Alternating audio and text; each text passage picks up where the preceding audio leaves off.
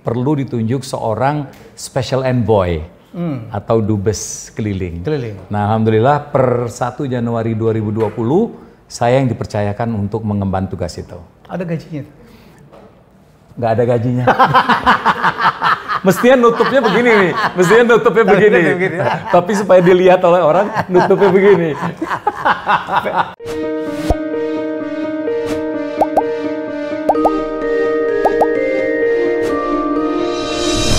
Banyak yang minta saya mewawancarain tamu satu ini.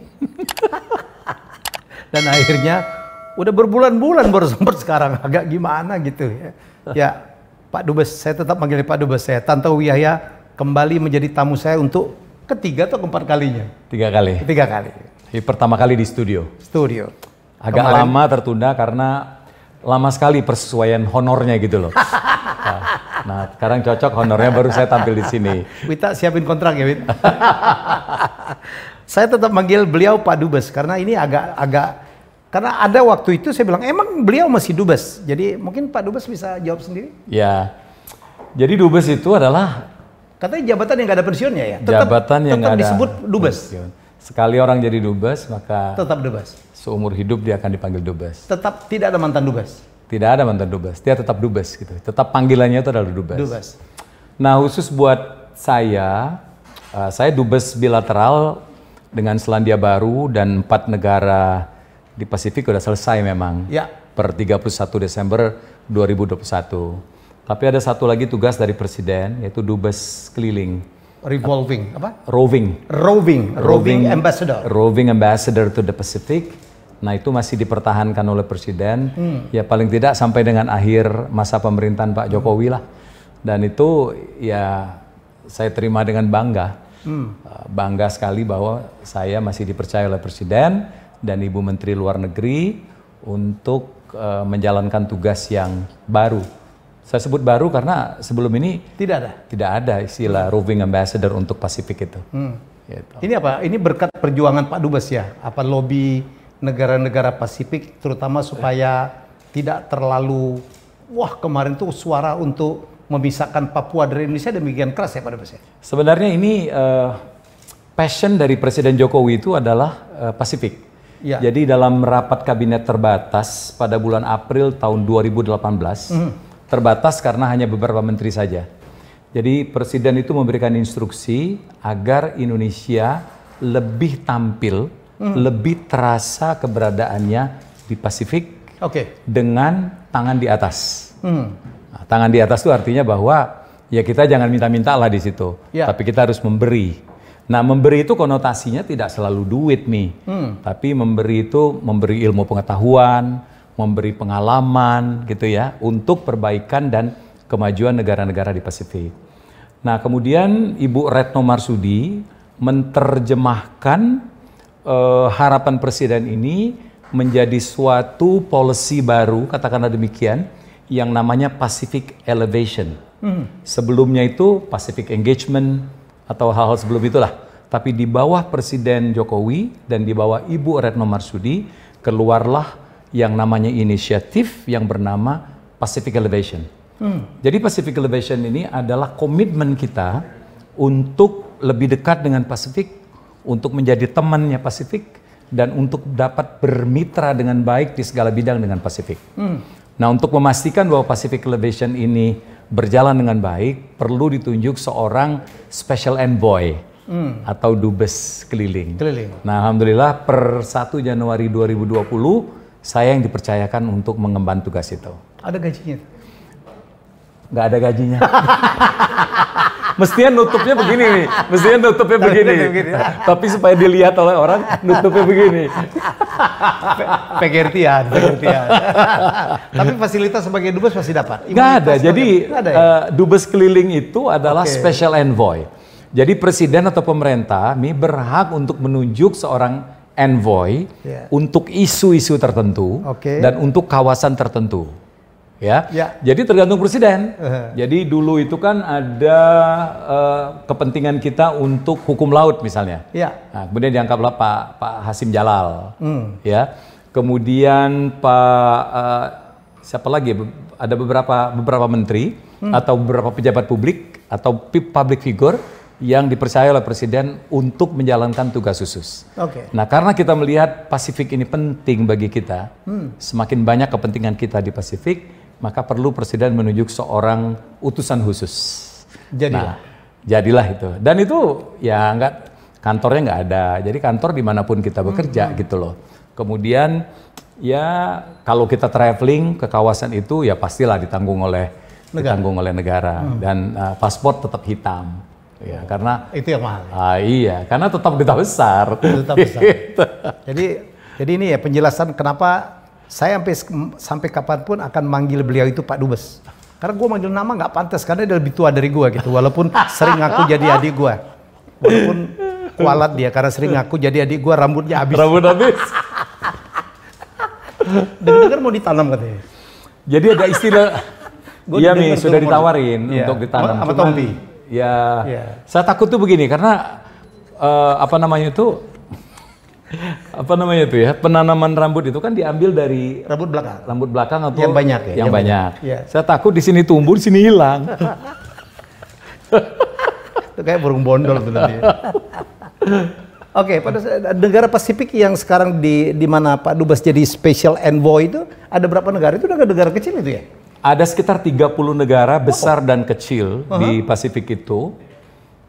Dari penduduknya 1.500. 1.500 orang? Ya, oh, negara apa itu? Itu Niue. Dulu di bawahnya Wellington dulu. Niue. Penduduk Niue itu kelapa kalau kalau bahasa Pasifik itu kelapa.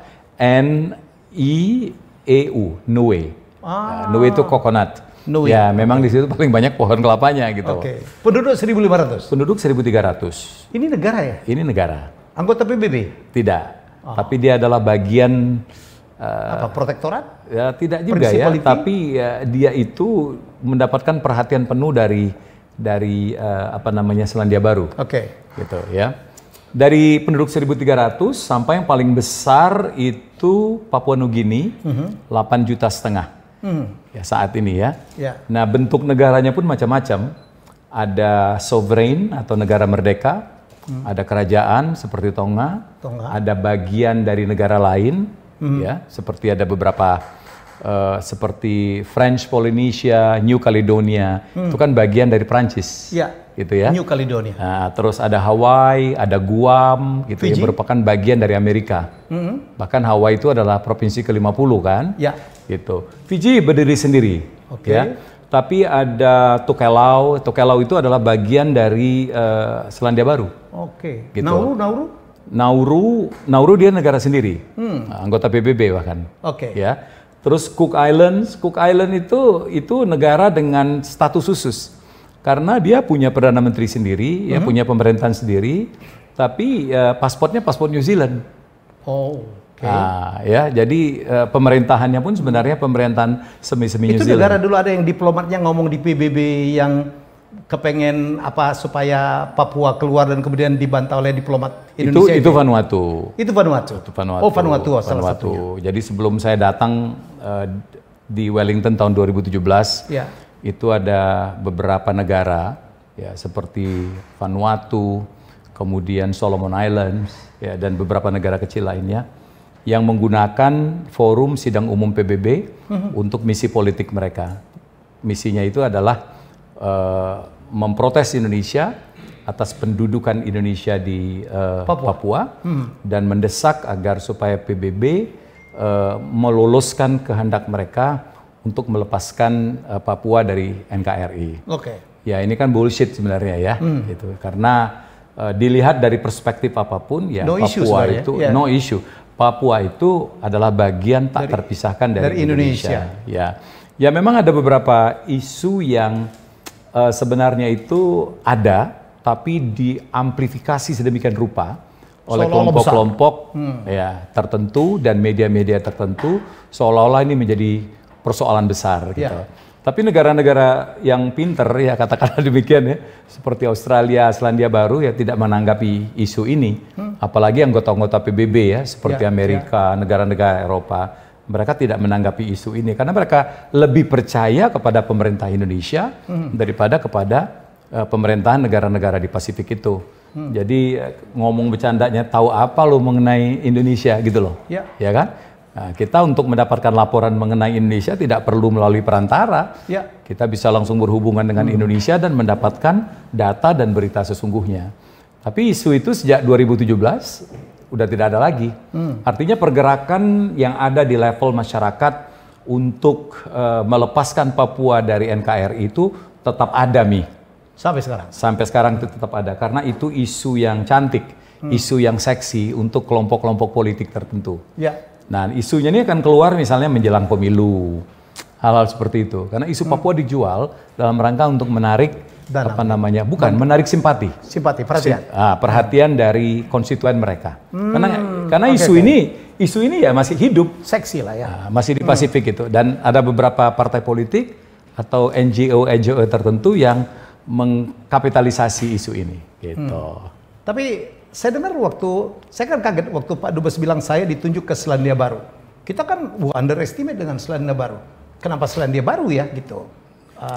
Seorang tante ya dikirim saudara, Pak Dubes mengatakan bahwa di situ ada isu juga, memang isu Papua itu cukup banyak ya, organisasi-organisasi yang akan mendukung pemisahan Papua ya Pak Dubes, betul? Iya, jadi panggung utama untuk mendukung Papua lepas dari Indonesia itu ada di Australia dan di Selandia Baru. Ya, ada beberapa hal. Pertama itu adalah dua negara terbesar di kawasan Pasifik. Oke. Jadi negara-negara Pasifik itu suka atau tidak suka secara historis, secara rasial, secara politik memang terhubung langsung dengan Australia dan Selandia Baru. Kedua, di dua negara ini banyak penduduk Pasifik yang tinggal di situ. Ya. Sebagaimana kita ketahui, penduduk asli Selandia Baru itu Maori ya. Itu Polynesia. Oke. Ya, root terbesar, ras terbesar nomor 2 di Pasifik. Ya. Dan yang ketiga, sekali lagi isu Pasifik ini sebagai komoditas, jadi isu Papua sebagai komoditas politik itu laku untuk digerakkan di situ. Termasuk di Selandia Baru dan Australia? Oh iya, Selandia Baru dan Australia itu. Jadi adalah beberapa kelompok NGO, mungkin juga state actor negara yang bersimpati terhadap perjuangan mereka dan menggunakan mereka sebagai proksi untuk menekan Indonesia. Oke. Nah, jadi permainannya itu sebenarnya tidak sesempit yang kita kira. Jadi pergerakan ini melibatkan banyak pihak, ya. Nah, jadi memang dari kita sendiri dalam menyikapinya, kita tidak bisa mengandalkan hanya pemerintah. Ya, jadi kita juga yang menginginkan Indonesia bersatu, yang menginginkan wilayah Indonesia tidak berkurang 1 senti pun, yang menginginkan Papua tetap menjadi bagian dari kita, ya harus bekerja sama dengan pemerintah. Semua orang ada share-nya. Ya, semua orang ada share-nya. Parlemen, dunia usaha, kampus, NGO, media, itu harus bergerak bersatu padu dengan pemerintah dalam mengedres isu ini. Oke. Dan waktu itu Pak Dubes melakukan lobby-lobby ya. Saya dengar dulu ada kata kepala demonstrannya terakhir malah nyanyi bersama dengan Pak Dubes ya. Iya, jadi berdiplomasi di Pasifik itu tidak sama dengan berdiplomasi di negara-negara lain. Dan pada intinya, Helmi, diplomasi itu adalah teori untuk menyamakan persepsi. Nah, itulah diplomasi. Nah, itulah diplomasi. Oke. Nah, untuk menyamakan persepsi itu banyak cara yang harus kita tempuh. Ya. Ada yang melalui diplomasi politik, ya. Ada yang ekonomi. Ya? Ada yang ekonomi. Nah, saya mengambil budaya. Budaya. Nah, karena mengapa? Karena orang-orang Pasifik itu sangat kental budayanya. Mau orang Melanesia, Polynesia, Micronesia, itu budaya itu menjadi bagian penting dalam kehidupan keseharian mereka. Orang di Pasifik lebih dari 70% agamanya dalam menjalankan ritual agamanya itu melalui lagu. Ya. Jadi ternyata ya. Oh iya. Jadi di gereja-gereja, pertemuan-pertemuan di komunitas gitu. Dalam mengekspresikan kecintaannya terhadap Tuhan melalui musik. Jadi lagu atau musik itu sudah menjadi bagian yang melekat dalam kehidupan sehari-hari mereka. Nah, saya melihat ini adalah peluang bagi kita untuk masuk. Kebenaran, saya berasal dari industri musik. Punya album, banyak track record secara digital. Orang bisa menemukan ratusan lagu saya di YouTube. Nah, itu saya jadikan pintu untuk saya masuk. Nah, ketika mereka mengenal itu, mereka tidak menganggap saya sebagai ancaman. Jadi ini Dubes teman kita. Kebenaran lagu country itu genre yang sangat populer di Pasifik. Hampir semua lagu-lagu Pasifik itu orientasi notasinya country. Sehingga ketika mereka tahu dan mengenal dan melihat penampilan saya, langsung klik. Langsung bahwa, wah ini kawan kita. Nah, jadi melalui musik itu tidak ada yang saya tidak bisa tembus. Jadi musuh paling berat pun itu bisa saya tembus melalui lagu, melalui musik. Bahkan itu tadi, dari yang tadinya demo di depan KBRI, akhirnya masuk studio rekaman, nyanyi bersama saya. Siapa namanya itu? Hah? Ada, nggak usah disebut lah ya. Ya. Tapi banyak tokoh-tokoh itu ya, kebanyakan orang-orang Maori. Nah itu jadi bagaimana kita bisa mentransformasi dari musuh menjadi, bukan kawan loh Mi, menjadi sahabat. Kalau bahasa Palembang itu menjadi dulur. Jadi dulur. Dulur, artinya tuh terlalu dekat hubungan kita. Nah, kalau sudah didapatkan seperti itu, maka mudah kita menjalankan diplomasi. Nah, saya dulu challenge mereka, saya bilang, lo ya, lo itu untuk menunjukkan kedekatan ya. Jadi lo tuh untuk Papua itu apa tujuan lo? Maksudnya apa? Mencari solusi atau mencari sensasi? Maksudnya apa? Kalau you mencari sensasi, you teriak-teriak aja di jalan, protes. Terus bikin berita di media, ya menghasut dan memfitnah Indonesia. Itu namanya apa? Lu cari sensasi. And what do you get? And you know what you get? Nothing. Nothing. Karena itu bukan solusi. Hubungan lu sama Indonesia makin jauh. Jauh ya. Tapi kalau lu mencari solusi, bagaimana Papua itu dalam kacamata lo jauh lebih baik daripada kondisi sekarang.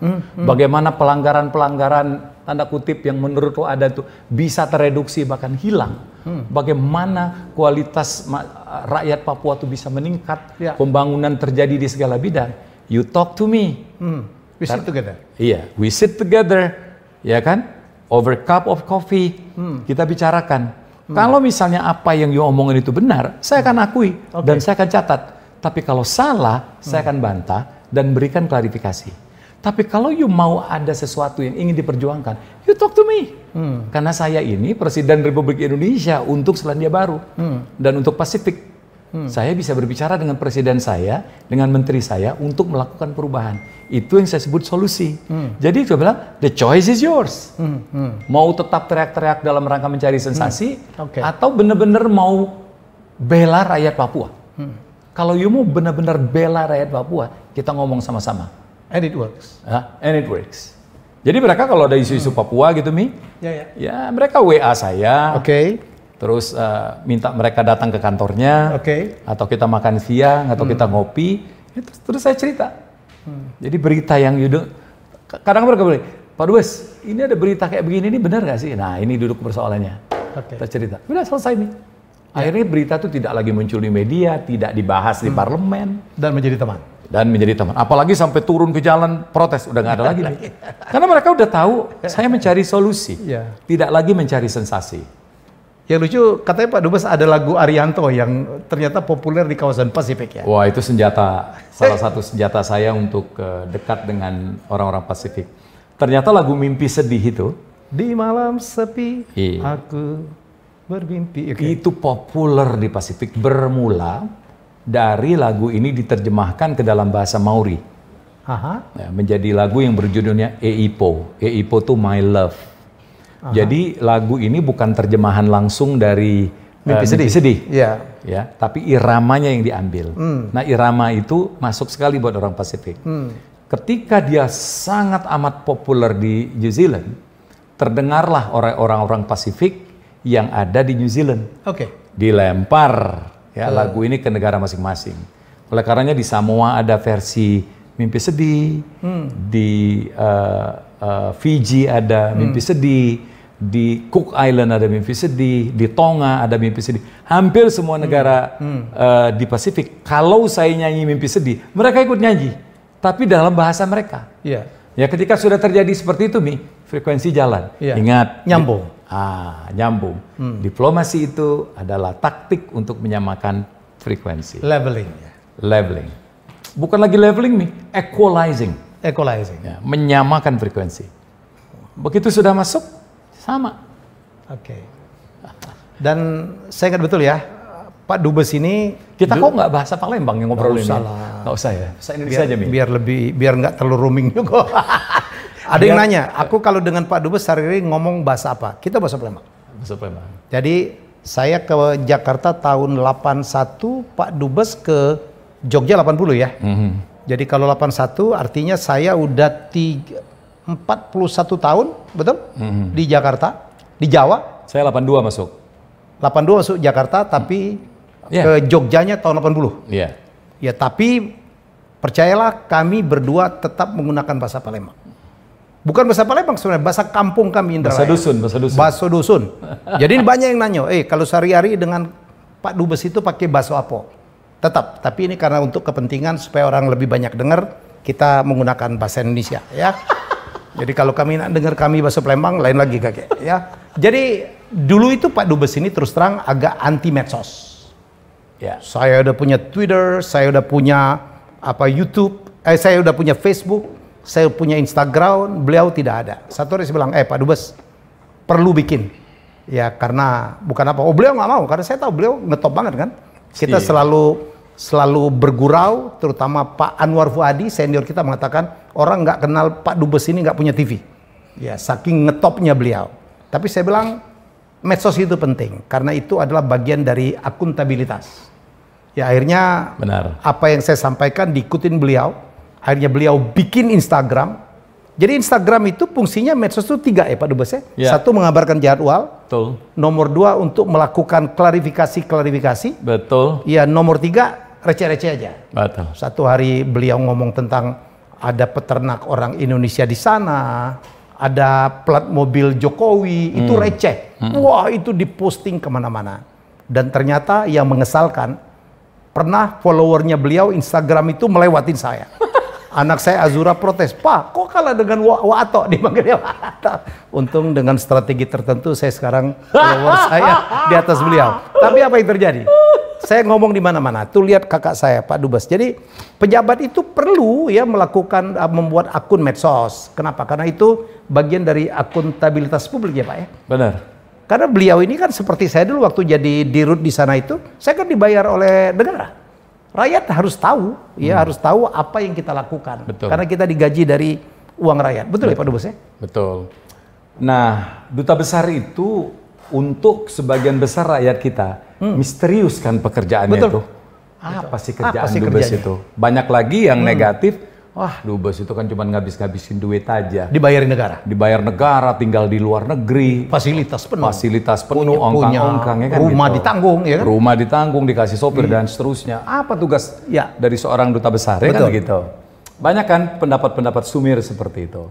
Nah, untunglah ada sosial media, khususnya Instagram yang sangat dikenal di Indonesia. Ya. Jadi Instagram itu saya pergunakan seperti yang Helmi sampaikan tadi, untuk menjelaskan apa sih pekerjaan seorang Dubes itu. Salah satunya, ya kan?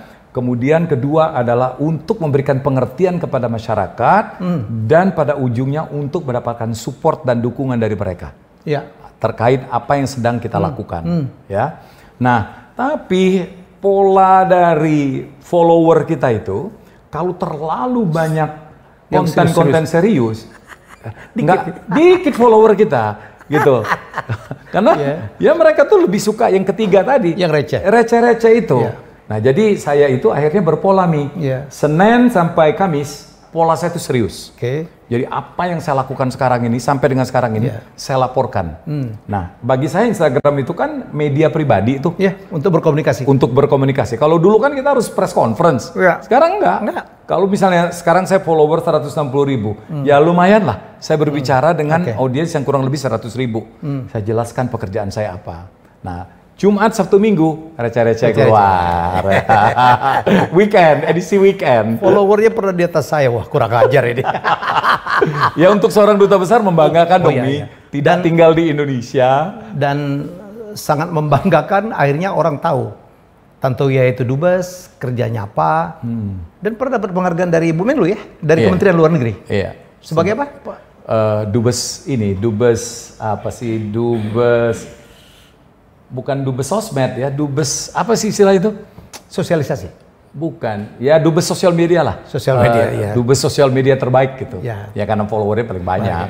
Dan banyak orang, oh kakakmu hebat banget jadi dubes. Jadi kenapa? Mungkin dubes-dubes yang lain bagus-bagus juga ya, tetapi bedanya itulah beliau mengabarkan sementara yang lain tidak. Jadi menurut saya ini keren banget ya. Jadi saya pun belajar banyak pada saat saya menjabat jadi pejabat negara, saya kabarkan tuh, dan akhirnya begitu saya ini pun banyak sekali yang mengerti, banyak sekali yang membela saya dan sebagainya. Jadi sebagai pejabat publik jangan inilah, kayaknya medsos itu untuk anak muda, no. Ya, jadi sekali lagi bagian dari akuntabilitas publik, kita harus ngelapor kepada publik, rakyat yang membayar kita melalui pajaknya apa yang kita lakukan. Benar. Betul ya Pak Dubes. Dan saya memilih bahwa konten yang saya muat hampir setiap hari itu satu hari satu posting adalah konten yang menyehatkan. Ya. Ya, artinya membawa berita-berita positif, inspirasi, membangun optimisme, ya. Jadi meskipun saya orang politik dan selamanya akan menjadi orang politik, insya Allah konten-konten saya itu tidak syarat dengan muatan politik. Ya, bukan saya tidak mau berseberangan atau berargumentasi, tapi bagi saya ada tempat lain di mana kita bicara ini. Tapi ini adalah media pribadi saya. Untuk saya itu mengabarkan hal-hal positif, hal-hal baik, hal-hal yang mendidik, hal-hal yang membangun optimisme di kalangan paling tidak itu dari follower saya yang kemudian insya Allah akan menyebar kemana-mana. Yang kemudian Pak Dubes tidak sadarin, Bapak itu ternyata mempopulerkan Selandia Baru ke Indonesia ya? Iya. Bapak tuh yang bayar siapa sebenarnya? Karena tiba-tiba banyak orang ke Selandia Baru kan? Oh iya. Hanya karena melihat postingan dari Pak Dubes. Hampir semua temanku pernah berkunjung ke Wellington. Terus Pak Helmi ini berkunjung sama istrinya gitu. Hampir semua sahabat kerabat dulu saya. Selandia Baru mah, pilihan terakhir lah. Jauh, indah ya. Anggota DPR itu. Yang dekat-dekat itu. Menteri semua. Oh, menteri. Presiden, wakil presiden, semua. Ketua DPR. semua pernah datang. Saya dipaksa, nggak dipaksa juga sih. Karena bagi saya lebih enak saya ke Eropa ya, tiketnya lebih murah. Selandia Baru tuh jauh ya, jauh mahal. Akhirnya saya karena dubesnya kakak saya ke sana. Nggak nyesel juga ya. Tapi nggak rugi. Nggak rugi. Demikian indah ya, saya bilang dan Pak Dubes selalu bilang, Helmi itu bilang di Selandia Baru, kalau kita motret tuh, salah pencet aja, itu masih bagus hasilnya. Salah pencet nggak fokus, bagus hasilnya. Malah kita bercanda dulu kan waktu bukannya nasionalisme kita kurang ya, dulu kita menganggap Indonesia negara paling indah. Saya selalu bercanda, itu yang ngomong guru saya itu kurang piknik aja. Iya, negara kita indah, tetapi negara-negara lain juga indah, jadi luar biasa. Ya, pentingnya kita keluar negeri, meskipun itu dalam konteks jalan-jalan, ada ilmu yang kita dapat. Ya. Kemudian ada pemahaman yang kita dapat, yang membuat kita justru bangga sebagai orang Indonesia. Salah satunya begini ya, Selandia Baru itu semuanya sempurna, terlihat sempurna ya. Alamnya, rakyatnya, tata kelola pemerintahannya, ya. Tapi ada satu yang dia nggak bakal bisa mengalahkan Indonesia. Apa, Pak? Orang Selandia Baru itu tidak multitasking. Dia tidak bisa melakukan satu pekerjaan pada satu saat. Nah, kalau orang Indonesia, saya dulu pernah jadi resepsionis di Borobudur, as you know it. Ada 4 pekerjaan yang saya bisa lakukan pada saat yang sama. Ya, misalnya gini, ada tamu check-in.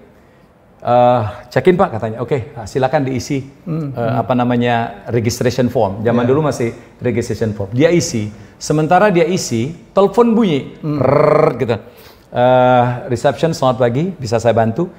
Udah 2 pekerjaan nih ya. Terus ada tamu datang, nunjuk, minta ambilin kunci. Ya, terus dia tunjuk, dia sebut aja 407. Gitu. Ya udah, ini saya ambil nih. Bisa. 407, kasih. Ya, kemudian ada lagi tamu datang. Do I have any message? Saya tahu kamar dia. 4 pekerjaan. Orang Selandia Baru nggak bisa? Oh, nggak bisa. Mereka kalau sudah melayani, terus kita datang, kita interrupt, marah dia. Oh ya? Oh, orang Eropa juga begitu. Bisa dia ngomong, do you know that I have 2 hands? Kayak begitu. Nah, konsep orang Barat itu apalagi Selandia Baru egaliter. Jadi nggak ada yang namanya itu atasan, bawahan itu nggak ada. Nggak ada ya? Semua orang tuh sama. Jadi jangan pernah menyangka kita nginep di hotel mahal, bayar $3.000 per hari, terus kita bisa suka-suka. Oh nggak bisa. Bagi dia itu sama. Jadi dia bisa marah dulu. Lu nggak tahu ya, gue cuma punya 2 tangan. Kalau kita konsep melayani itu, benar-benar the guest is king. Ya, dalam batas-batas tertentu itu kita melayani sebisa mungkin. Ya. Dan yang paling bagus itu adalah multitasking. Orang Indonesia itu siapapun orang Indonesia sudah terbiasa melakukan banyak pekerjaan pada waktu yang sama. Ya kalau orang Selandia Baru kenapa harus multitasking? Orang digajinya juga lebih tinggi daripada kita kali. Tapi yang saya dapat Selandia Baru luar biasa, almost no crime rate, no corruption, zero corruption. Angka kriminal hampir nol ya Pak. Kecuali waktu itu kecolongan waktu penembakan di Christchurch itu pun orang Australia. Makanya kita lihat polisinya kan gendut-gendut nggak siap kali. Dan lambat banget dari penembakan di masjid satu ke berikutnya kan masih jaraknya jauh banget tuh. Ya, waktu cukup lama dan terjadi. Kalau di sini cepet. Orang intel kita ada yang jualan gado-gado di luar terjadi. Dan itu karena dan juga nggak ada binatang predator ya, no predator, by law tidak ada predator. Nggak ada binatang yang membunuh gitu nggak? Nggak ada ular ya Pak? Tidak ada binatang buas. Nggak ada binatang buas. Ya, dan itu diatur. Diatur karena mereka ingin melindungi binatang-binatang asli mereka. Asli mereka. Kiwi. Kiwi itu ternyata binatangnya lemah banget. Mangsa yang paling tak berdaya. Nggak punya sayap. Dia disebut burung, tapi tidak ada sayap, tapi ada di mana-mana. Ada di mana-mana. Kiwi itu kan sebutan orang New Zealand. Orang New Zealand tuh nyebutnya kiwi loh. Iya.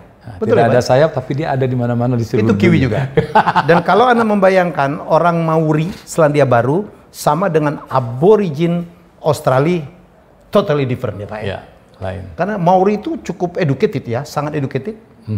Mendudukin juga jabatan yang tinggi. Dan saya dengar pemilik tanah seluruh Selandia Baru itu adalah penduduk asli ya? Ya, itu produk dari perjanjian yang terjadi di daerah Waitangi, apa yang disebut dengan Treaty Waitangi, atau Traktat Waitangi, atau Waitangi Treaty, yang isinya itu adalah kesepakatan antara orang-orang indigenous, orang Maori, dengan Maori. Para pendatang. Kaum pendatang itu adalah orang Inggris, yang mulai banyak populasinya dan mendominasi. Jadi diambillah suatu kesepakatan untuk duduk bersama, yang isinya itu adalah 3 hal sebenarnya, Orang Maori menyerahkan tanah, air, hutan, dan udara kepada orang Inggris untuk dikelola. Karena mereka untuk dikelola, karena mereka tahu mereka punya skill, punya pengalaman ya. Jadi leave it to the expert. Itu konsep itu kan ya, leave it to the expert. Jadi ibarat kita punya aset, kita udahlah kasih manajemen ke orang aja untuk manage kan gitu. Nomor 1. Nomor 2, adat istiadat dari bangsa Maori harus dijadikan kultur nasional. Ya, adat Maori. Nah, itulah mengapa bahasa utama di New Zealand itu adalah bahasa Maori. Jadi pejabat itu ketika pidato, mukaddimahnya itu dalam bahasa Maori. Kemudian jalan-jalan itu, nama-nama tempat itu dalam bahasa Maori. Ya. Nama danau, bahasa Maori. Semua adalah bahasa Maori. Ya. Ketiga, ya, orang Maori harus mendapatkan kesempatan yang sama dengan orang kulit putih. Nah, itulah maka mereka bisa menjabat posisi-posisi yang di tempat lain itu sulit didapatkan oleh penduduk asli ya. Mereka sampai pada posisi gubernur jenderal, ya, kemudian wakil perdana menteri, menteri luar negeri, ya, kemudian ada afirmasi 30% orang Maori itu harus duduk di parlemen. Nah, jadi itu adalah implikasi dari perjanjian itu. Nah, kalau di Australia tidak ada kan itu. Aboriginnya dianggap suku yang terpinggirkan ya. Kadang-kadang kita sedih melihatnya. Ini mesti saya panjang banget ya, apa yang saya bahas tentang Selandia Baru itu dahsyat banget. Dulu kita bercanda, orang banyak nanya, gimana jumlah biri-birinya berapa? 27 juta. Penduduk asli 3 ya? Penduduk 3 juta. Penduduknya 5 juta. 5 juta. Itu 27 juta. Pak Dubes selalu bilang, lu lihat ya, kenapa kalau kita berjalan di Selandia Baru itu rumputnya rapi banget. Ya rapi banget. Jadi jawabannya Pak? Ya yang motong rumput ya biri-biri itu. Jadi banyak yang joking, ngeledek lah Mi gitu Mi ya. Ngapain tuh tinggal di negara yang lebih banyak biri-birinya daripada orangnya? Salah. Di sinilah hebatnya Tuhan ya, hebatnya Allah. Udah diatur sedemikian rupa bahwa padang rumput yang ada di 2 pulau itu, kalau misalnya mesti dikerjain orang, berapa orang mesti ngerjakan itu? Nah itu yang mengerjakan itu ya biri-biri itu. Biri-biri itu berpindah-pindah Mi makannya Mi. Iya, dan dilepasnya gitu. Dilepas. Ya. Cuman di sepanjang jalan itu kan ada kabel listrik. Jadi mereka nggak mungkin bisa lompat. Ya. Jadi mereka tuh berpindah-pindah. Begitu udah pendek rumput di sini, mereka ke tempat lain. Jadi sepanjang tahun itu rumputnya sama. Nah, dan pernah nggak waktu di New Zealand lihat orang motong rumput? Nggak ada. Ya. Tapi kalau orang yang nggak pernah datang ke New Zealand pasti bercanda kayak gitu. Itu negara kok lebih banyak biri-birinya sih ya daripada. Nah, tapi mereka jaga betul, tidak boleh melebihi 27 juta tuh Mi. Nah, karena kalau lebih dari situ itu ke lingkungan. Isunya lingkungan. Isunya dari pipisnya gitu ya, kotorannya gitu. Jadi mereka jaga betul tuh. Ya. Nah, menjaganya bagaimana? Itulah yang dipotong di ternak. Dan apa jangan lupa loh, untuk masuk Selandia Baru itu paling sulit untuk bawa barang-barang yang barangkali akan bisa mengganggu biosecurity mereka ya. Bawa makanan yang berasal dari tanam-tanaman, daging ya. Iya, tanam-tanaman. Wah, itu berat sekali. Ya. Paling berat menurut saya. Ya, sebagian adalah proteksi dagang, yang kedua adalah mereka menjaga alam mereka. Nah, jadi mereka nggak mau ada fungus. Tumbuh-tumbuhan nggak bisa ya? Fungus. Biji-bijian nggak bisa ya Pak? Tergantung nih, kalau dia ada keterangan, itu bisa. Tapi hal-hal yang membahayakan lingkungan mereka, itu mereka larang untuk masuk ya. Kita tinggalkan Selandia Baru, walaupun sebenarnya kalau bahas Selandia Baru tuh banyak banget kita bisa bahas, Dance segala macam. Pak Dubes sekarang kerjanya apa sih Pak?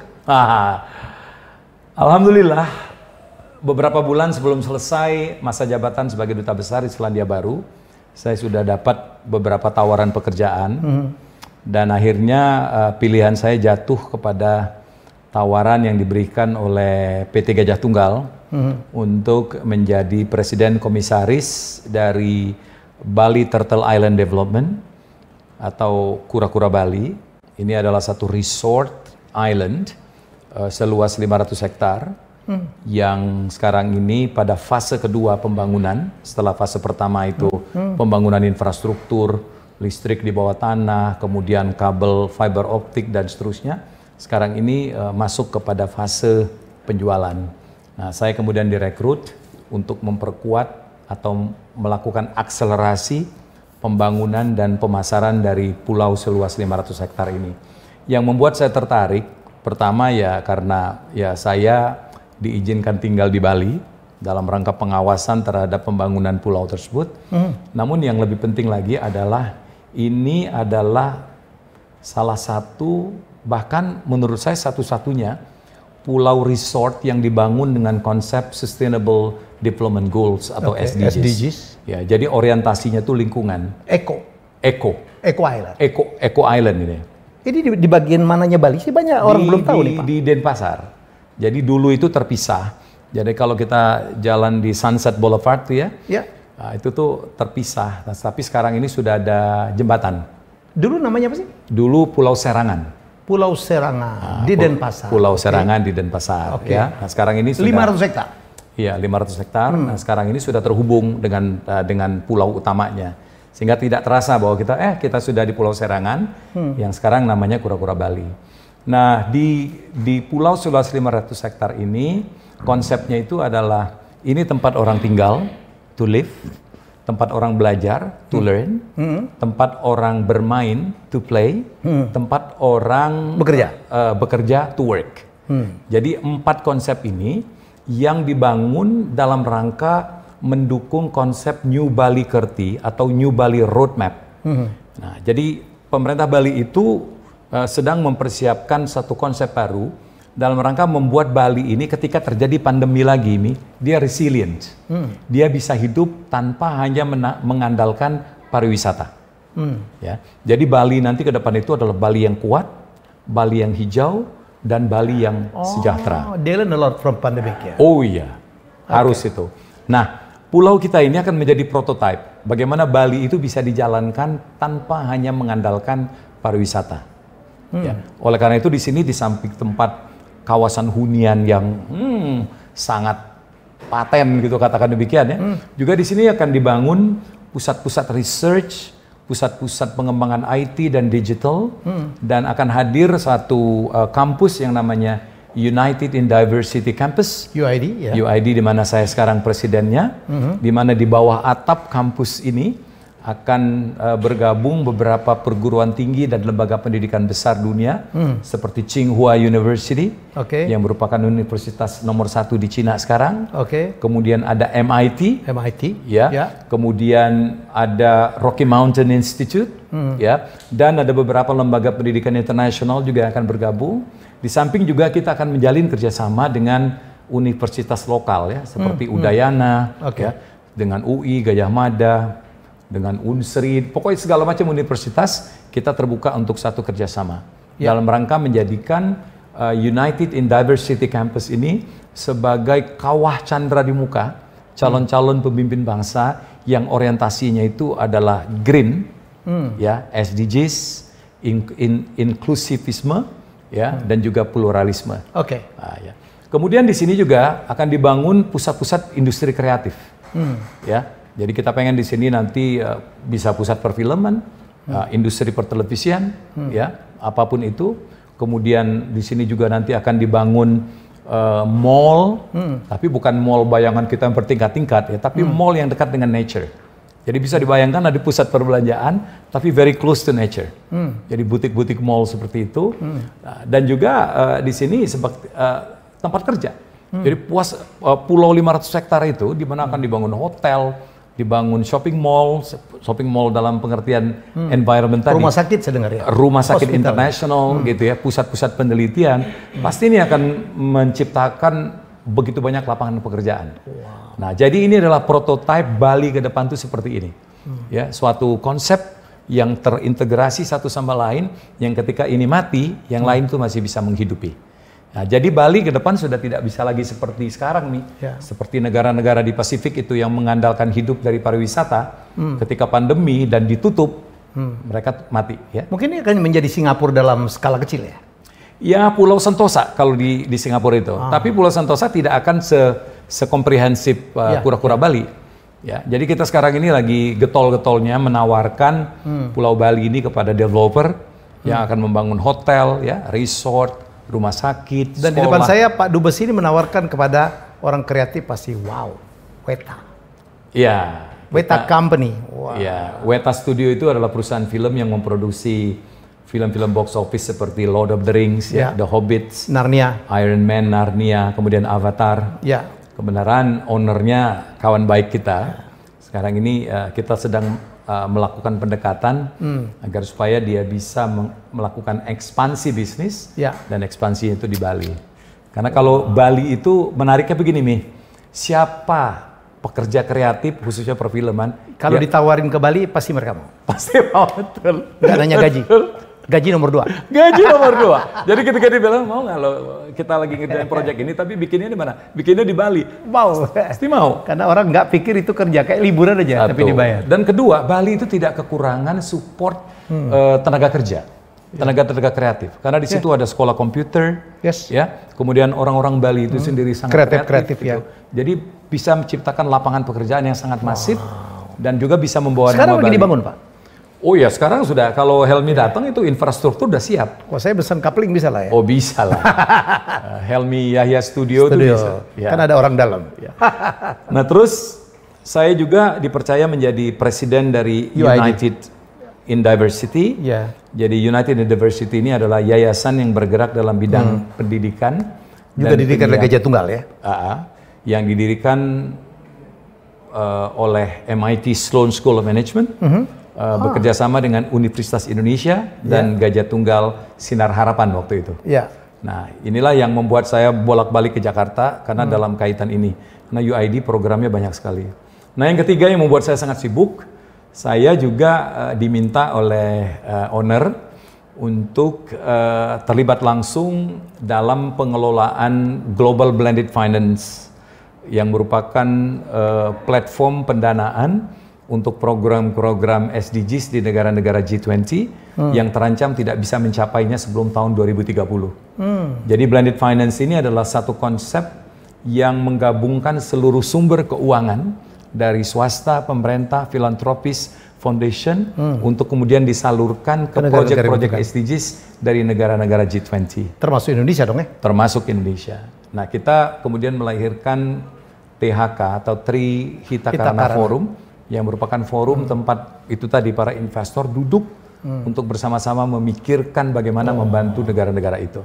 Nah, saya termasuk diminta oleh Ibu Shery Nur Salim sebagai salah seorang executive lead untuk THK Forum ini. Sibuk banget Bapak? Lebih sibuk daripada jadi duta besar Pak Helmi. Waduh. Saya panggil Bapak lo ini udah supaya berat. Saya minta terus. Waktu ketemu aja susah gitu. Luar biasa. Politik tetap jalan? Tetap jalan, meskipun tidak lagi di kepengurusan Dewan Pimpinan Pusat. Bapak tetap kader? Tapi saya masih menjabat sebagai Wakil Ketua Dewan Pakar yang di terus Golkar. Di Golkar yang terus berkomunikasi dengan Ketua Umum, dengan pimpinan di Dewan Pimpinan Pusat Partai Golkar. Ya. Saya dengar Bapak diminta turun jadi calon gubernur Sumsel ya Pak? Lagi saya pikirkan nih, lagi saya pertimbangkan. Menurut saya itu tawaran bagus juga itu. Ya. Jadi memang sudah ada dorongan dari Ketua Umum Pak Erlangga Hartarto dalam satu pertemuan agar saya turun di Sumatera Selatan untuk kandidat Sumsel 1 gitu ya. Saya bilang saya pikirkan dulu. Saya akan maju, saya bilang kalau saya diperbolehkan memilih calon wakil gubernur. Siapa? Helmi Yahya. Kalau saya turun nama Helmi Yahya, ya saya akan pikirkan secara serius gitu. Saya pun lagi mendapatkan tawaran-tawaran yang sama. Oh iya, begitu juga? Oh iya, banyak. Nyalon aja, Mi, gitu-gitu ya. Terus? Saya bilang boleh lah. Saya bilang iya. Saya lagi pertimbangkan juga. Dan saya akan nyalon berdua. Saya jadi wagub. Gubernurnya adalah Tante Wiyah. Untuk pertama kali ya, kakak adik jadi gubernur, wakil gubernur. Itu udah kebayang, dia nggak kerja saya tuh nanti. Tapi ya, speak aja. Karena ini aspirasi ya, ya layaklah kita pikirkan. Oh iyalah, kita nggak mungkin nolak begitu aja. Ya, kita nggak mungkin menolak, kita nggak melamar, tapi didorong dan diminta. Ya, tinggal kita pikirkan lah, kira-kira probabilitasnya seperti apa, ya kan gitu. Ngawur banget, tapi ya udah. Yang hebat-hebat tuh dari kengawuran mulainya. Kadang-kadang nggak perlu terlalu diniatin gitu ya. Tahu jadi gitu. Siapa duga dia bisa jadi dubes, kan nggak kepikir juga ya.